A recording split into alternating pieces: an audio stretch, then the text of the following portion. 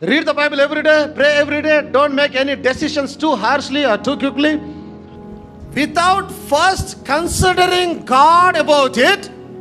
నువ్వు ఎట్టి పరిస్థితుల్లో నిర్ణయాలు తీసుకోవద్దు. దేవుణ్ణి కన్సల్ట్ చేయకుండా, దేవుని యొక్క ప్రార్థన చేయకుండా నువ్వు నిర్ణయాలు తీసుకోవద్దు ఎట్టి పరిస్థితిలో. Amen. Ask him, shall I do this father? తండ్రి, నేను దీన్ని చేయవచ్చునా అని ఆయనను అడగండి. Ask him, is it your will for me to do this? నేను దీనిని చేయుట, లేదా ఆ స్త్రీని వివాహం చేసుకొనుట, లేదా ఆ పురుషుని వివాహం చేసుకొనుట, అది నీ చిత్తమేనా ప్రభువా? అడగండి ఆయనని. Is it your will for me to do this? Then see what the Holy Spirit will speak to you. ఒక విషయం అందరూ జవాబు చెప్పండి. నువ్వు ప్రార్థన చేస్తే దేవుడు జవాబు ఇస్తాడు కదా.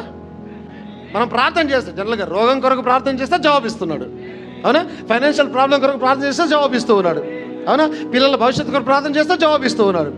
అన్ని విషయాల్లో జవాబిస్తున్న దేవుడు నీ పెళ్లి విషయంలో అయ్యాడా? అది మరి ముఖ్యమైనది.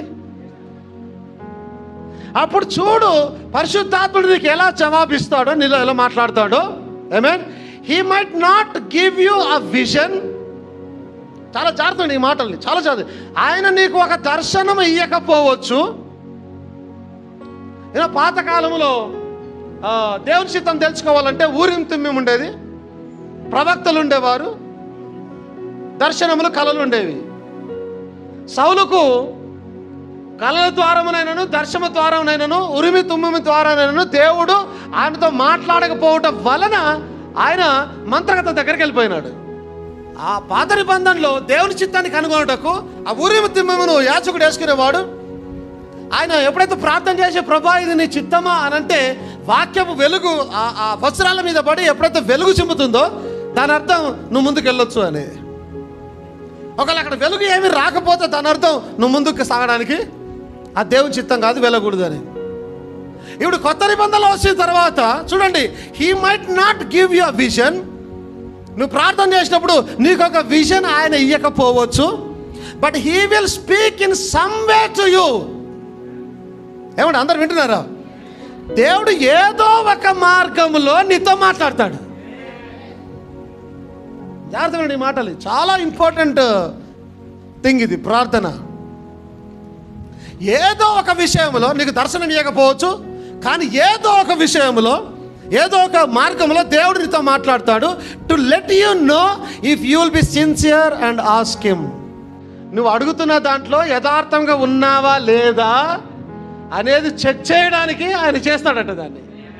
చూడండి, how do you feel is the best way to find the Lord, find the will of the Lord. How do you, ఎలా నమ్ముతావు దేవుని చిత్తాన్ని తెలుసుకోవడానికి సరైన మార్గం ఏది అంటే, how do you feel is the best way to find the Lord's will in some important matters.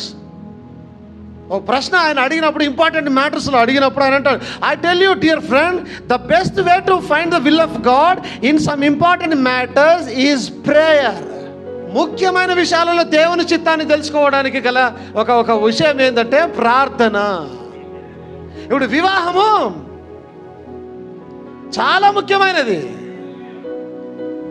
అన్నిటిలో వివాహము ఘనమైనదని రాయబడింది. అర్థమవుతుందా? నీ జీవితం యొక్క సుఖము, సంతోషము, ఆశీర్వాదము, నెమ్మది దాని మీద ఆధారపడి ఉన్నాయి. అతి గొప్ప విషయం. దాని గురించి పోతూ ఉన్నప్పుడు ప్రార్థన ఇస్ ద బెస్ట్ అంటున్నాడు ఆయన. ప్రార్థన చేసి ముందుకెళ్ళు. I would just wait upon the lord and say, lord now you show me what's the decision to make. ఇప్పుడు అంటున్నాను, ప్రభు నేను నీ మీద ఆధారపడుతున్నాను, నేను ప్రార్థన చేస్తున్నాను, ఏ నిర్ణయం తీసుకోవాలో నాకు మీరు చూపించండి.